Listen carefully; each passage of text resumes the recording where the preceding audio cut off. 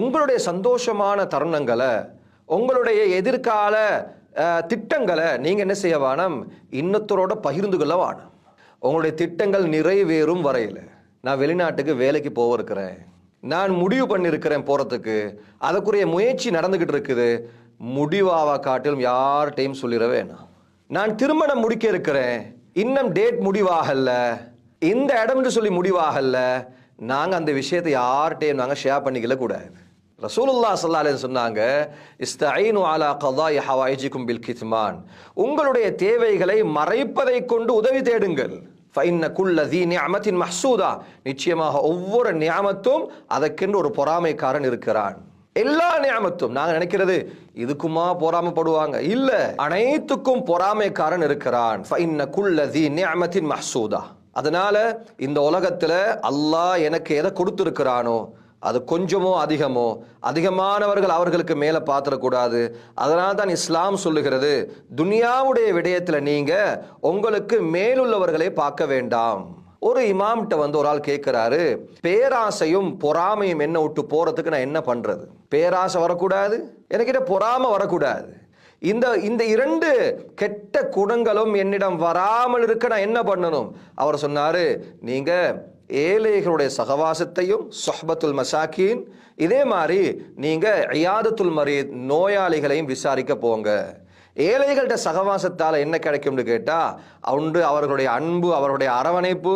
இதே மாதிரி அல்லாஹ் எனக்கு தந்த நியாமத்தை நான் விளங்கிலுவேன். அல்லாஹ் எனக்கு எவ்வளவு தந்திருக்கிறான் பாக்கியத்தை, அழகான வீடு தந்திருக்கிறான், அழகான வாகனம் தந்திருக்கிறான், நல்ல குழந்தைகள் எல்லாம் தந்திருக்கிறான். எத்தனையோ பேருக்கு இந்த பாக்கியம் கிடையாது. இதே மாதிரி நோயாளிகளை விசாரிக்க போறதுல இருக்கிற பெனிஃபிட் என்ன? அதனூடாக எங்களுக்கு எங்கட உடம்போட ஆரோக்கியம் எங்களுக்கு கண்ணுக்கு விளங்குது. அதனால தான் இஸ்லாம் சொல்லுது, நீங்க அடுத்தவர்களை வச்சு உங்களை நீங்க ஒப்பிட வேணாம். துன்யா விஷயத்துல, ஆகிரா விஷயத்துல நீங்க அடுத்தவர்களை ஒப்பிட்டு பாருங்க, உங்களுக்கு மேலுள்ளவர்களை பாருங்க. ஒரு ஆள் ஹஜ்ஜு செய்யறாரா, நானும் ஹஜ்ஜு செய்யணும். ஒரு ஆள் குர்ஆன் ஓதுறாரு, நானும் குர்ஆன் ஓதணும். ஒரு ஆள் செலவழிக்கிறார், நானும் செலவழிக்கிறேன். ரசூலுல்லாஹ் ஸல்லல்லாஹு அலைஹி வஸல்லம் பொறாமைய அடியோடு ஹராமாக்கினாங்க. ரெண்டு விஷயத்துல தவிர. 2 விஷயத்துல பொறாமப்படலாம். ஆனா இது எப்படியாப்பட்ட பொறாமை? நான் யார் மீது பொறாமைப்படுகிறேனோ அவர்கிட்ட இருக்கக்கூடிய விடயம் இல்லாமல் போக வேண்டும் என்றல்ல, மாற்றமாக அவர் மாதிரி நானும் ஆகணும்.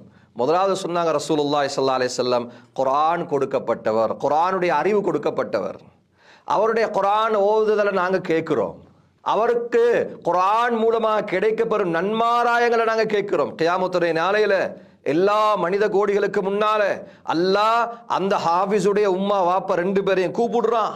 அந்த 2 பேரையும் கூப்பிட்டு 2 பேருடைய தலையில கிரீடத்தை அணிவிக்கிறான்.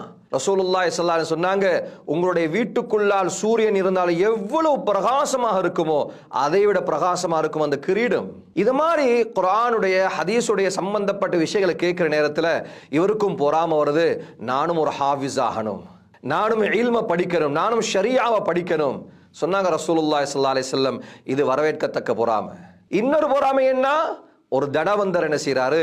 தானம் பண்ணுகிறார், தர்மம் கொடுக்கிறாரு, எல்லா காசு பணங்கள்லையும் ஒரு பகுதியை ஒதுக்குறாரு. இது யாருக்கு? இது ஏழைகளுக்கு சொந்தமானது. ஜகாத் இல்லாம அதிகமான பேர் ஜகாத்தை சதகாவா நினைச்சிட்டு இருக்கிறாங்க. ஜகாத் என்பது அது அல்லாஹ் கொடுத்த கடமை, அது கொடுத்தே ஆக வேண்டும். ஜகாத்தின் மூலம் நாங்கள் பெருமை சேர்க்க கூடாது. அது ஜக்காத் என்பது ஏழைகளுக்கு போக வேண்டிய ஒரு பகுதி. அதையும் தாண்டி ஒரு ஆள் என்ன செய்கிறாரு? தர்மம் செய்கிறார், இரவு பகலா தர்மம் செய்கிறார், தன் இடக்கரம் தெரியாமல் வலக்கரத்தால் தர்மம் செய்கிறாரா? இவரை பார்த்து நாங்க பொறாமப்படலாம். அல்லாஹ் எனக்கும் தந்தா நானும் இத மாதிரி தர்மம் செய்வேன். தவிர்த்து இந்த உலகத்தினுடைய அற்ப சொற்ப விடயங்களுக்காக இன்னொருவர் மேல் நாங்கள் பொறாமப்படுவது எந்த விதத்திலும் இஸ்லாம் இதை வரவேற்கிறது கிடையாது. அதனால நாங்கள் வாழும் காலமெல்லாம் அடுத்தவர்களுடைய பொருளை பார்த்து ஆசைப்படாமல் கொடுக்கப்பட்டதை கொண்டு நாங்கள் திருப்தியான நிலைமையில வாழுவோம். வாசிஃப் அலி வாசிஃப் என்று சொல்லக்கூடிய மிகப்பெரிய ஒரு பேச்சாளர், அவர் சொல்லுவது உண்டு, என்ன, என்னிடத்திலிருந்து ஒரு நியாமத் பறிபோய்விட்டால், என்னிடத்திலிருந்து ஒரு பாக்கியம் பறிபோய்விட்டால் நான் உடனடியாக விளங்க வேண்டிய விடயம் என்ன தெரியுமா? இருக்கிற நியாமத்தை நான் ஏற்றுக்கொள்ள வேண்டும், நான் அதற்கு நன்றி செலுத்த வேண்டும் என்ற உணர்வை உடனடியாக ஆக்கிக்கொள் என்பதாக வாசிஃப் அலி வாசிஃப் என்று சொல்லக்கூடியவர் பாத் சே பாத் என்ற கிதாபில் பதிவு செய்கிறார். வல்லல்லாஹு சுப்ஹானஹு வ தஆலா நம் அனைவரையும் இறுதி மூச்சு வரையில் அவன் விரும்பியபடி வாழ வைப்பானாக. அஸ்ஸலாமு அலைக்கும் வரஹ்மத்துல்லாஹி வபரகாத்துஹு.